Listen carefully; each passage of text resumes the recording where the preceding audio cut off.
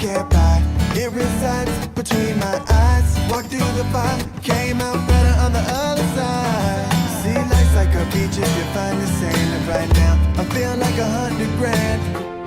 You are listening to Inspired Insider with your host, Dr. Jeremy Wise. Dr. Jeremy Weiss here, founder of InspiredInsider.com, where I talk with inspirational entrepreneurs and leaders like the founders you've heard of, some you've never heard of, the founder of P90X, Tony Horton. He talked about, Chris, what I love talking about is the big challenges, because we're all fighting through different challenges from even early age. He made money as a street mime. That's how he made money, food and rent money. He put his hat on the street and he would do street miming. That's how he made money early on before he sold hundreds of millions of dollars with P90X. Baby Einstein founder Julie Clark talked about growing her company to 20 million with 5 people early on, then selling to Disney. But more impressively, she beat cancer twice. Atari founder Nolan Bushnell talked about how when he was Steve Jobs' mentor, Steve offered him 33% of Apple for $50,000 and why he said no. There's many more. Check out InspiredInsider.com. This episode is brought to you by Rise25, which I co-founded with my business partner, John Corcoran. At Rise25, we help B2B businesses connect to their Dream 100 clients and referral partners. And we do that because we help you run your podcast so it generates ROI. I know Chris is a big advocate of podcasting. He's a great podcast. You can check it out. I've listened to many episodes. But for me, Chris, podcasting is much more personal. It's not just about business. It was inspired by my grandfather, who was a Holocaust survivor. And him and his brother were concentration camps in Nazi Germany, and they were the only members of their families to survive. And his words and legacy live on. And crazy stories. If you go to my About page on Inspired Insider, I actually have a video. There's a short video, and then there's a long video down. You can listen to his whole story, really crazy stuff he had to endure. But the Holocaust Foundation did an interview with him, and his legacy lives on because of that interview. And so I feel like the work I'm doing with the podcast, Chris, the work you're doing with your podcast, and the companies that we help launch a podcast are really leaving a legacy of knowledge and for themselves. So I personally credit podcasting as the best thing I've done for my business and my life and my relationships.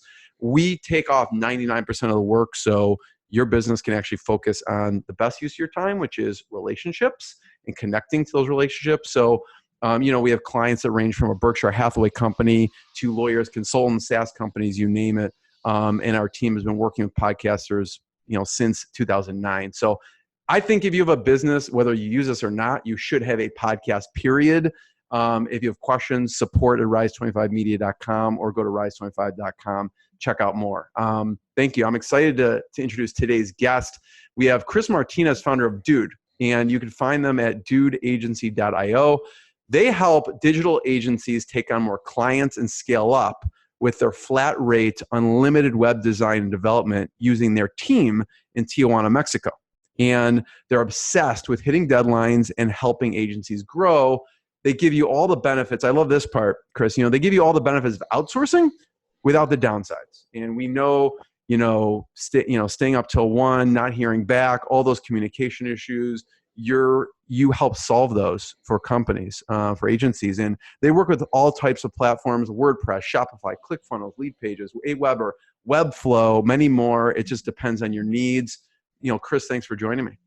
Thank you so much for that introduction. I always ask 2 things. One, since Inspired Insider, what's been one of the lowest moments and how you push through? And then on the other side of things, what's been a really proud moment for you and what that looks like?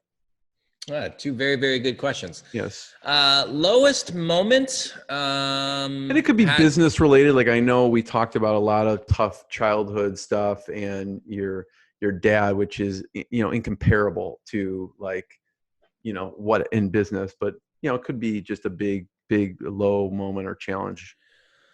Well, this is the thing, I feel like I'm a pretty tough guy, right? And I can get through pretty much anything. And the reason that I've been able to develop this toughness is because of all of the challenges that I had when I was a kid and and a young adult too, so going through those things shaped me and gave me the strength to persevere through a lot of the crap that we had to deal with, growing a business. Any entrepreneur will tell you that there is always something's broken, something needs to be fixed, some challenge, unforeseen challenge. There's always something that we have to overcome. And so, when it comes to some of my biggest, or my one biggest obstacle, I would have to go back to, a couple of years after my dad died.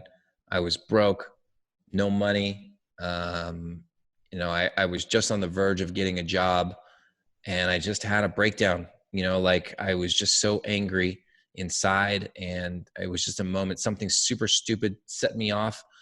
And I was just so furious that I was walking around the neighborhood, chain smoking, trying to get rid of this anger. And I just couldn't see straight. I was so angry, I couldn't see straight. And then I realized, I don't want to live like this. Like, I don't like this person that I am, and I need to figure out a way of how to deal with this. And so I reached out to a therapist. And, I made the decision at that time to reach out to a therapist. That was the big thing. It's just admitting to yourself, I need help. Because I think a lot of guys trying to fix everything on their own because we're stupid and pig-headed. And this is one area that I did not have a clue about, and I needed help. So the first step was just admitting that I needed somebody to help me, because I wasn't going to live like this. I don't think that I wouldn't be able to live much longer had I not gotten some help. And so I made the decision that I was going to find a therapist. And back in the day, I went on Google and I just started dialing, because I didn't know who to look for. Just started dialing, And then the first person who called me back was this woman named Susan. She was based out of Manhattan Beach. She was she is an amazing human being. I'm still in contact with her. We talk at least like once a year, or message. And so, I went to that appointment for therapy and didn't know what to expect. It was an intro appointment, so you don't really get into much deep stuff. And at first, I didn't really like her. But then as I started to think about it more, because she's a ball buster, man. Yeah. I can be fairly stubborn. And at that time, I was You definitely someone like that. Exactly. And the moment that I realized how much I needed her, I was talking about something. I was, blaming everybody for my problems or whatever, whatever in that moment was bothering me. And she's listening, being very, just listening, right? Which is rare. How many people don't have anybody to listen? So she's just listening. And then at the end, she's like, well, how's that working out for you? I said, this is the way that it is, or something like that. And I can't change that. And she's like, how's that working out for you? And I was like, you fucking bitch. How dare you say that to me? It's amazing how one sentence is. Yeah. I'll never forget it. And then I walked away from that and I was like, she is 100% right. I'm doing it so wrong. Yeah. It's funny, Chris, that's what my wife does. She's a child psychologist. Oh, wow. And so she works with kids who are going through divorce, separation, death, illness, anxiety, depression. So I've gone through all those. Yeah. So, she never shares names or identities, but I hear smitterings of that stuff. And it's like it's life-changing to have someone to She saved my life, listen. Man. She saved my life. My therapist saved my life. I wouldn't be here if it wasn't for Susan. Yeah. So I'm glad you decided to, most people, I think, and a lot of people, maybe not most people, don't have the courage to actually just, admit they need help and get it, to varying degrees. Like we all have different degrees of that. So, well, the reality that I was facing at that time is like, I get help or I die. What's it? Those are your choices right now. What do you want to do? Yeah. And I don't think my dad would be very proud of me if I killed myself. So no. Thanks for sharing that. It's really, really touching, and takes a lot of courage to share this stuff, so other people can learn from it. And what about on the flip side? Yeah. The proudest moment. Yeah. Oh, I don't know. Proudest moments, probably also not necessarily business related. There's so many little things that we're doing at our company every day. We're celebrating some win. But I think probably one of the proudest things that I've ever done on the personal side too is, I was a mentor to a kid named Patrick. His mom died of cancer in 2012, December 8th, 2012. And Patrick was 13 at the time. And basically, I was just there for him, and he graduated high school. How did you know him? Through a charity. There's a charity in Los Angeles called Walk with Sally. And the founder, Nick, he had lost his mom to cancer when he was 13. And he's like, I wish I just had somebody. So I heard about this charity. I was like, I got to do this, right? My dad had been dead for 5 years. I was like, I got to do this. Get matched up with Patrick. It was like instantly we became buddies. And then his mom died. And then I was like, I got to help this kid. I got to be there for him. It wasn't always easy. He went through some really, really dark times as well.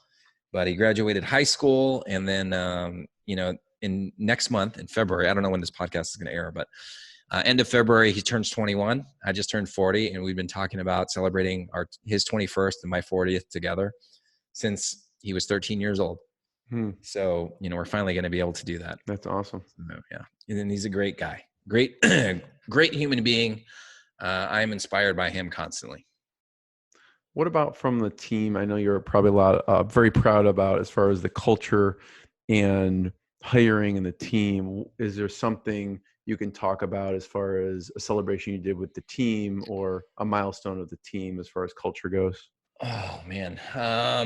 It's hard to say because there's so many little things that they do that always what do you do to celebrate? I'm proud of. Like with the team?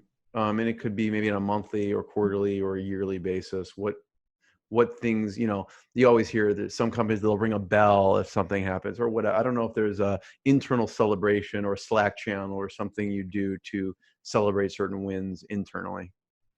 It usually revolves around food. Okay. So we do like a lunch, cakes, like they always go out for beers. The culture is way different here in Mexico. So like going out for beers with your boss is like unheard of.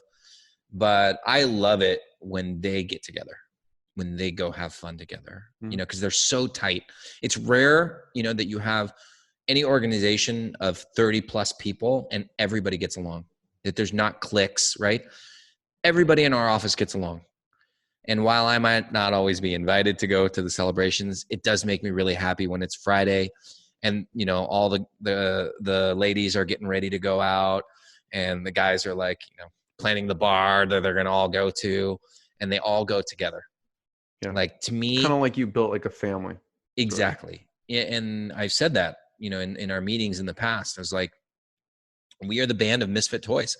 Like we are, if you've always felt like you're an outsider, that things don't have to be the way that everybody else in society tells you it has to be. If you're looking for that place to call home, like this is it. This is your family. And we've created that. Chris, I want to be the first one to thank you. Everyone should check out dudeagency.io. Anywhere else we should point people towards online? Dudeagency.io. I mean, our Facebook page and our Instagram page always have fun videos too.